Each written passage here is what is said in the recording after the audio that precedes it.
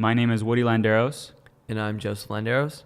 You're listening to the Landeros Brothers, where we talk about Communication through art. I like how it sounds all structured.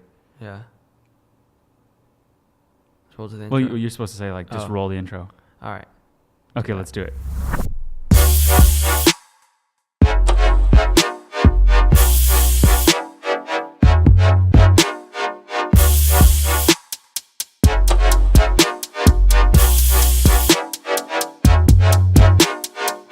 Today's topic is about art that catches your eyes. So one of the things that popped up when I searched this on Google was just a lot of the different famous paintings and famous artists that people have created over time. So art that catches your eye from like our history and then our present and our future, all the way down from Mona Lisa, The Last Supper, The Starry Night. It just goes on, and the list goes on. And then also what's going on right now with the one topic that we love talking about, which is social media and just having attention. And then in the future, which is, you'll hear it about later, but we haven't necessarily talked about this topic too much before, like on the future portion of it. So I think a good place to start would probably be the history. Right. Definitely. I know you had a lot of topics that you wanted to touch on. Do you want to go first? Right, yeah. Well, in recent history, say like in the 80s when Calvin Klein, I'm pulling this from an Esquire.com article called The Not Suited for Work History of Calvin Klein's Provocative Ads. And in one example, or at least their first prevalent example, was of Brooke Shields in 1980, which is only 15 years old, when she happened to have this campaign that the main line, the famous line that actually got banned from both CBS and ABC on their television streaming was, "You want to know what comes between me and my Calvins? Nothing." That was just a statement in which they made, and it kind of posed up some different questions as to what the direction of the brand was going and what was it all about. But as soon as you've seen that individual at 15 years old provocatively, standing for this company, you sort of got the idea that they are going off a representation basis marketing, having someone who can represent the brand itself, a young face. And later on, they had people like Mark Wahlberg and just recently Justin Bieber. So that's just been something pretty common, at least for Calvin Klein. I would say one of the most difficult things for myself, but at the same time, on the other side of the, spectrum, the one thing that I admire or that I envy, it's like difficult, but I also envy it, and I wish that I can do it more often, is some like art that is really just like out there, or literature or typography, any sort of art that you're doing that really, really just like turns somebody's head and feels a certain emotion, even if the emotion is anger. I feel like as artists, like sometimes we want to make art that just blends in, because it is scary to put your own personal emotions out there, like we spoke about in the first two podcasts. And really, if I went ahead and searched another thing on Google, which is what should art do, or art should do what, and something from creativesomething.net, they said, the work we must strive to make as creatives is work that conveys and instills feelings. So just taking that in, it's like whenever I create my thumbnails for my YouTube show, or whenever I'm painting, or whenever we're doing like audio recording, like anything that has to do with art, I always think, well, first, what type of emotions are going to pop up when somebody sees this? Are they going to trust you? Are they not going to trust you? Are they going to be happy, sad? Is it going to put them in a, what emotional state is it going to put them into? And like just thinking about what history and culture and everything around us is like art in a sense. So it's kind of like one of those topics that is up there, like everything is art, and because a lot of things do make us feel certain emotions. Right. Yeah. Well, say something like Apple, for instance, with Steve Jobs just passing only a few years back, or at least it feels like only a few years back, it instilled those different emotions in their viewers of ease. I feel almost as if when it's either easing me, making me feel relaxed as I look at an Apple ad, very simplistic, very minimalistic, or it's almost motivating me. So those are two things in which I think were pretty prevalent within Steve Jobs, or at least the company's marketing campaigns, which say something like the quote, "Think different," and then having a picture of, say, some revolutionary individual who, inspires people. I think it just really, as you said, captures the moment in time, and also it's paying respect to the history that's already been established, and sort of paving the way for the future, whatever that brand wants to be known for. Yeah, I think Steve Jobs recognized something in history and in time, and you can really tell. Even like Amazon and large companies that come in and create businesses or create art, that they can really capitalize on the history. And I feel like really, really good art is like just a mirror of what's going on in our present time. So like Steve Jobs realized that, well, correct me if I'm wrong. I'm not, like I said, I'm not really like a specialist, but what I've seen in different documentaries and stuff from Steve Jobs is that like he recognized that technology is very complicated for people. He recognized that in that period of time, computers were coming out, different applications, web browsers, and what is this used for? Is it for like the genius, or is it for the common person? And what he was able to do is just simplify it and just put a simple design, which is like the Apple, and be able to make. He even made the first Mac. It was a really, really also a simplistic design, and it was almost like just in that time it was like a savior to people. Like, I can do that, or that's more my speed.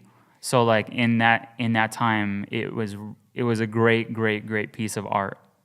And like right now, it like his piece is all like or Apple or Apple is really capitalizing on the fact that we have a lot of creatives coming into the space, and we have a lot of different designers, so we have, like the Adobe suite, and we have Apple computers that are really catering to the creative as opposed to the person that's just, stuck in the cubicle office.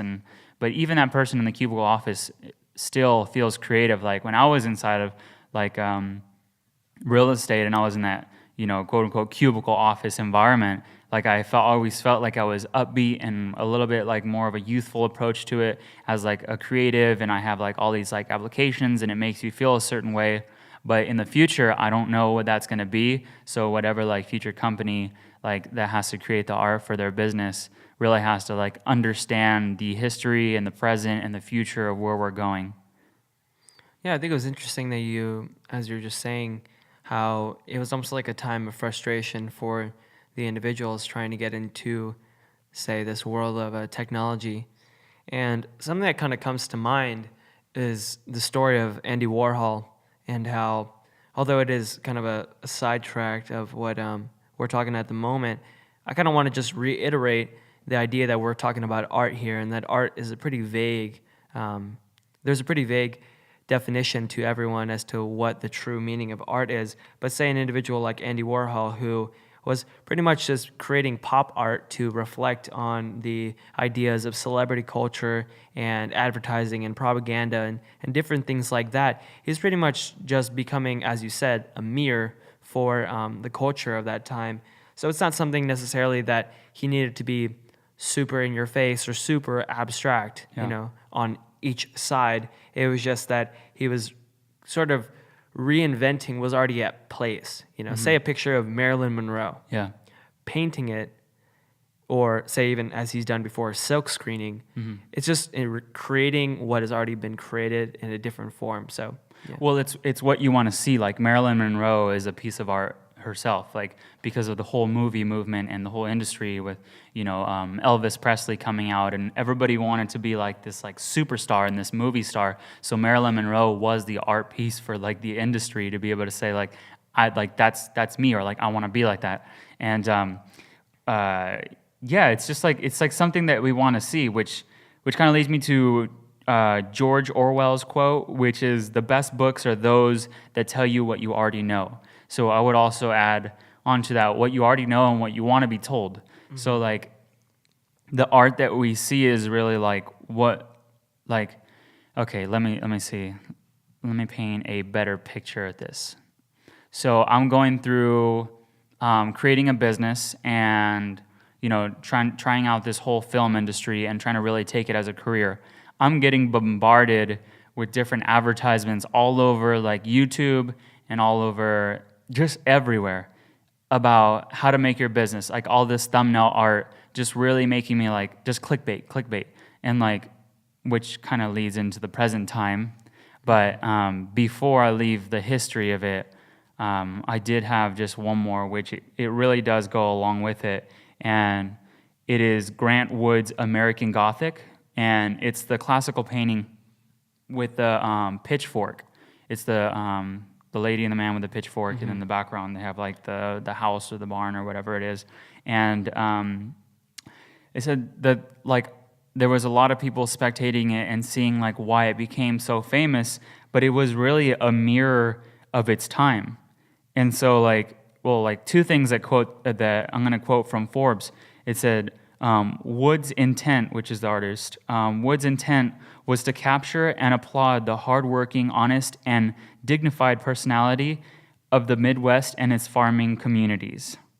So, and then another thing that Forbes wrote about it was, with the Great Depression roaring across America, this work resonated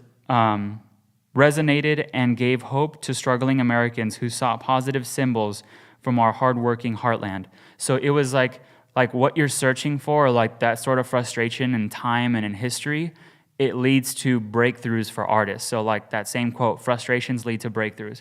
We should really grab like the frustrations around us and create some sort of positive impact and like a breakthrough and create an art piece out of it. And then that's when it can really capture that time period. Yeah. So we're going to shift over to the present? Yeah, let's shift over to the present. All right, let's do it. Myself, being involved in sneaker culture, collecting culture in general, I would say just that subculture of, resale culture. Let's put it like that, because not only do I collect clothing, but also sneakers, hats, just like a bunch of different things in which I guess you could say just apparel in general. Yeah, because the sneakers would probably be a secondary category, but the main category is like people that resell or collector's items. I've talked to so many people in which perhaps I'm a bit knowledgeable upon the subject matter of, say, the history of certain designers or different people such as that, of that caliber.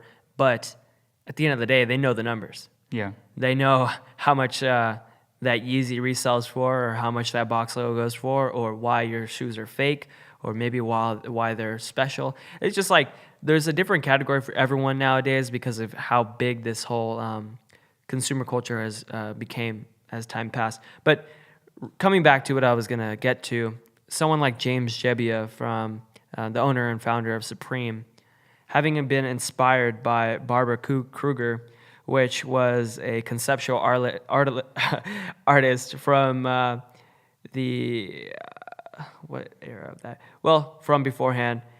She actually filed a lawsuit against him eventually, as he kind of was creating this big culture around the brand.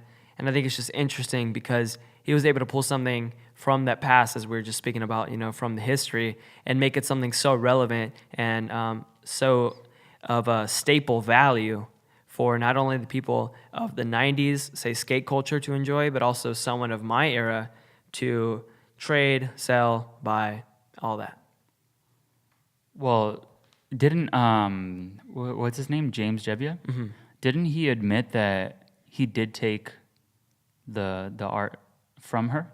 Yeah, well, he said something about yeah, that. I'm pretty sure I actually seen a documentary about that, and he was speaking that, or he spoke about the idea that it was just a font at the end of the day.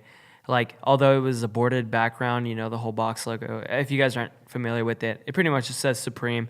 It's either red, most of the time it's red in the background, and it's just a bold text that just says the word Supreme. Now, in context to, say, a lawsuit, I can see how maybe the usage of that word in correlation to maybe what she has published in the past could kind of bring about a lawsuit. But then you kind of are questioning what is art altogether, and if art is really original or if we're just reciprocating what has already occurred in the past.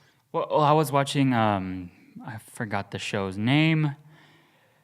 I don't have Rebecca here with me to remind me what the name is, but wasn't her art piece, so like his like recreation of the art piece or his version of it was opposite, right? What it said in the words, like it was like the anti of it. I'm not too sure actually. Like what he took from the Supreme is like the opposite. Huh. And that's what was the whole like controversial sort of thing, because he like said that he like I did take it from there, and then everything that she represents in her art, he's doing opposite.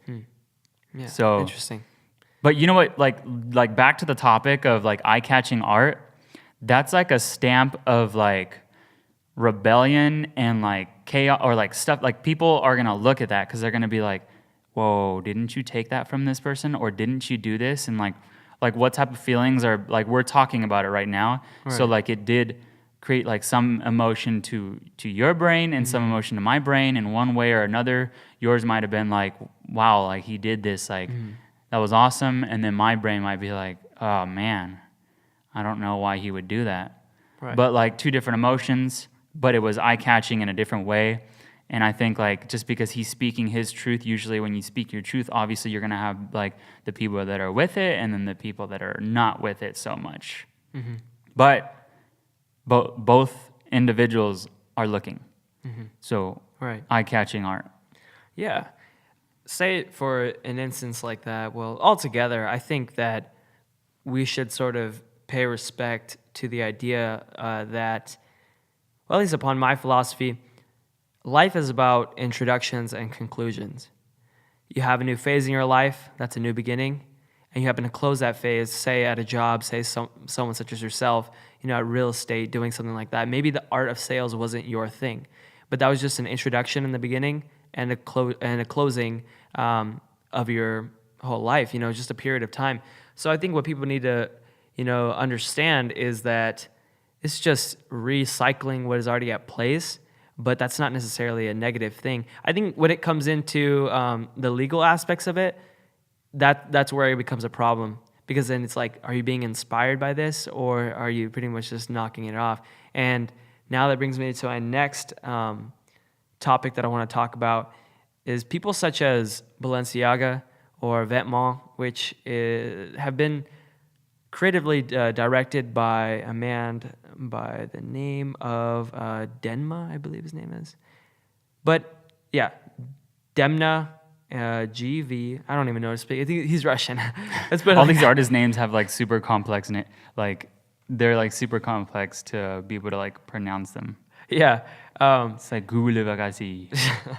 But he pretty much reworked the idea of irony into his pieces. Say as of recently being with Balenciaga, a company that was started and pretty much created its controversy in the beginning as being more of a formal wear and things of that nature, almost similar to what has happened with Gucci.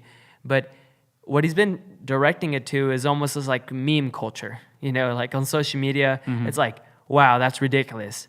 And then people wear it, and because of this ongoing culture in social media of who can get the most laughs or who can draw the most eyes, people are out here rocking Crocs pretty much that just have a high heel on it. And although that is something laughable, he's sort of making fun of the consumer or making fun of consumerism in general. To certain people, yeah. To certain people. But to some certain people love it, certain people hate it. It's just kind of interesting how this idea of giving you less than perhaps maybe they've given you in the past is now giving a person more power. So I learned something in business, which was if you tell one person about your idea and it ends there, then you didn't do a good job. You need to always have reoccurring clients. So if like whenever I translate it into art, if somebody sees it and the art ends there, you didn't put it to its fullest like potential. So like if you see an art and it makes you feel something and then you go, hey Woody, let me show you this art piece. Or you show your girlfriend and you're like, look at this, I can't believe they did this. I can't believe this and that. I can't believe they dipped the shoes in red paint. You know, I can't believe like this meme said this or whatever, like this thumbnail, he's like hanging off of a roof or something, like a photograph. Then like, and then you tell like the next person, that's the eye-catching art that's like shareable. So like shareable art. But just to go back, because I wanted to name the TV show on Netflix that was talking about Supreme. So I don't actually know any of these facts, but you guys can watch the Netflix series. Excuse me. You can watch the Netflix series Patriot Act with Hassan, and he's talking about Supreme. So he's talking about just the different, like, I guess just the different, just the streetwear, the iconic streetwear brand Supreme, and the economics behind its hype. So talking about like how they gathered this attention and like where it's going in the future and like if it's going to keep up that sort of like the hype. Dude, I've had ongoing conversations in which like there's a handful of people that I used to always talk to at school just talking about streetwear culture or high fashion culture and all that goes on in there. And we've literally talked about how like the undefeated fours, they're green, like an olive green along with like this sport orange and I believe some tints of black. But that's not really relevant to the conversation. But the true true outlier of this all is that they were only made, I believe, less than 1,000 pairs. And that is brought about the price value of it now lasting, resale value at least, of over $30,000. Mm-hmm. Now, what my friends and I have always talked about is, would you ever spend that much money for these shoes? And by purchasing these shoes, what does it come with? Is it just rubber and a pair of laces? You know, it's kind of the question of what are you giving the buyer whenever you happen to transport over this product? You know, by, say, selling a picture or a portrait of Marilyn Monroe, what is the message that's going to get across to the viewer? Or what is the message that that person's going to be able to walk out the door with whenever they purchase that portrait? So along that matter, I think it's almost laughable of how we've gone to this point of, you know, resale values and things of that nature. You know, But that's a whole I would never spend that much money on shoes. I just like the most I could do is like $150, but they need to be boots that are going to last me like 5 years. Right. And that's like max for like shoes. I mean, I don't know. I think right now, like, it's whatever's comfortable for me. So, like, in streetwear and stuff, for me, eye-catching is comfortability. Mm-hmm. So it's more so like what I'm going to use it for. Like, if it's going to be on a job or something like that. But, like, let's say someone like Rebecca, she likes Skechers because they look like mom shoes. I don't know why that intrigues her. Yeah, why she would like that. But, yeah, like I like boots because it gives you that like lumberjack vibe. Mm-hmm. But like, where did that come from? I don't know. Like my past or maybe just me, like the way I was raised, or the ad, or maybe the adventure lifestyle and movement with One YouTube. word. Just like Portland. Okay, yeah, Portland. I mean, freaking love Portland. Portlandia. Dude, I need to go. No, not Portlandia. Oh gosh, that show is crazy. But let's take a left. Let's take a left turn on this. So we're talking about streetwear, and then we were talking about paintings. Let's just talk about where like the attention is with like video. Cause yeah, I just want to talk about it. Like so with, you have any like with ideas off the thumbnails. bat? Yeah. Because like the Netflix thing that we were watching, how Netflix makes So well, like Netflix makes a bunch of different thumbnails catered to who you are. So like if you're a little bit more into romance, they'll grab like a thumbnail photograph of two people really close together about a kiss. If you're into more of like a horror thing, then they'll have that same, the first individual by themselves with holding a knife, like cutting something. And then so it'll just kind of cater to what you like see. And so like that's like they're just kind of creating the eye-catching art by like algorithms and stuff. And Kind of saddening sometimes. Yeah, it is. It's sad. Like you get this whole like ultimate high of like what's it called again?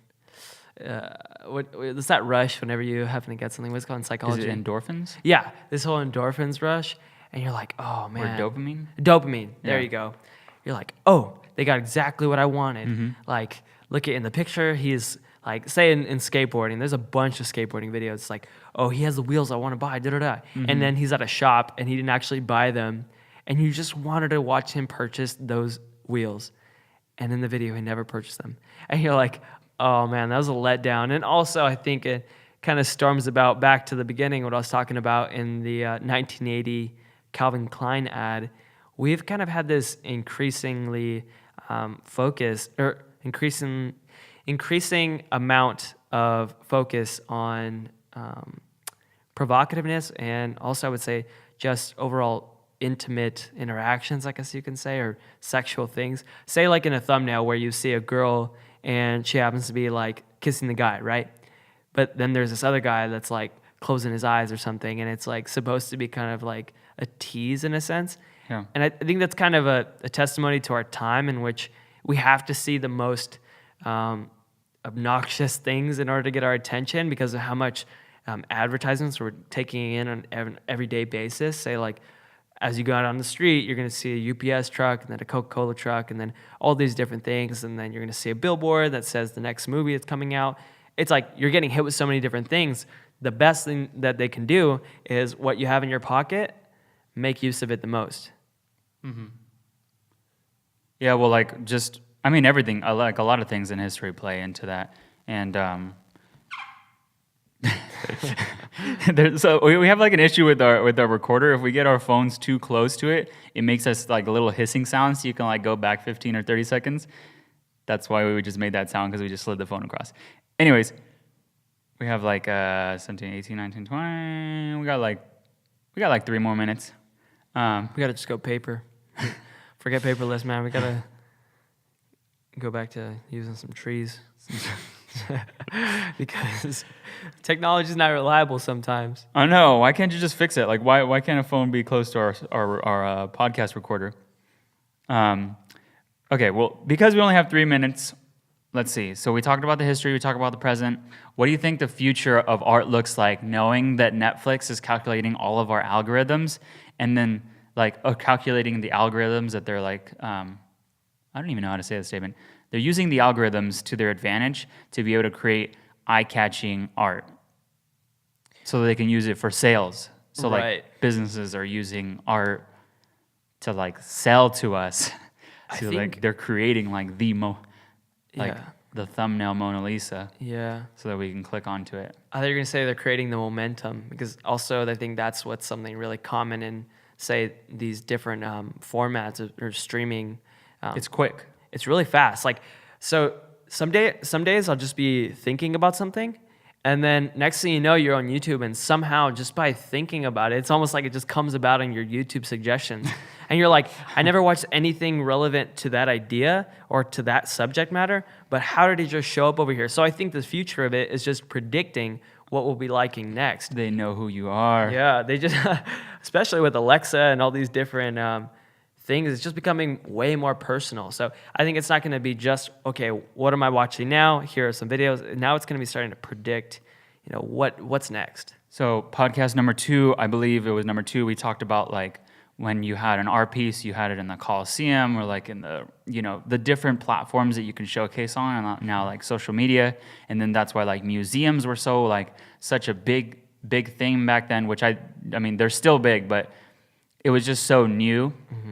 And now with like social media, and then also just like YouTube and all these different things, our presenting platforms are changing a lot more. Do you think that it'll ever get to a point where we go to a museum and we see like the art changes, like based off of our Amazon account or our Alexa account? Whoa. Or like, you know what I mean? Like the museum is catered to the art that you like. Right. Woody's ideas. That's crazy. Yeah. I think what's also coming about is that art is very temporary nowadays. You know, how many times are you going to swipe all the way down to your first video to watch that video 1,000 times? It's usually the idea that this week, every week, or say once a day, like say David Dobrik, you're getting a new rush of that. What's it called again? It's Dopamine. actually 3 times a week. 3 times a week. Okay. All right. Well, it feels like Or every like day. Casey Neistat, how he was Yeah. posting like once a day. Yeah, well, I think it's just becoming more of a temporary rush. But perhaps, say, 10 years from now, we'll go back to the old videos, kind of like how we do now. And we're like, okay, like this is what I felt at that time. But it's just growing at such a rapid rate that I don't think it's necessarily anything that's going to become very tangible. Just like, say, the man, what's his name, Banksy, who we were just watching a video about. You guys can check that out. But he's actually destroying his art through a shredder as it's been auctioned off. And I think that's kind of ironic because it correlates back to what we're talking about here, in which it's literally destroying itself at that moment because, say, 20 years from now, although the value will go up in that thing because it was destroyed, there's always going to be new art. It's like there's always going to be that new Banksy or that new Andy Warhol or new Margaret Keane because art is always growing. The way it kind of closes out for me is that the art world is a very overly saturated, location to live in. But right now, like I get bombarded with Gary Vee. I'm just gonna say that, and he always just says like content right now is cheap. It's cheap. Like create more of it. Create more. And the more we can take up this sort of like saturated marketplace. Like now it's hard to make like one song and then just like make it, or make one painting and just make it. Like everybody's attracted to the person that makes a painting a day, or that makes a song a day, or that makes, a video a day. Because the video that you made yesterday is old news. Yeah. So like the people that are really winning are the ones that are making a video a day in the video for tomorrow. And like, so it's just like, I think the whole adjustment with like eye-catching art, it's like, it's just so quick. It's so quick, and it's kind of scary for me because it's like I can make a certain amount of videos in a day, or I can make a certain amount of videos in a week. But like, it's just not enough. Like, you just need to make more. You need to make more. And each one of those have to be like that sort of like enticing feeling of like that eye-catching art. And then also like, it's not only, I think now that there's so much of it, so like as opposed to having one piece that's eye-catching, you now need to have 100 pieces that in the grand picture of it, looking at all 100, that's the eye-catching piece. So. Great way to close it. I think we're done, right? Yep, we're good. Okay, let's get out of here.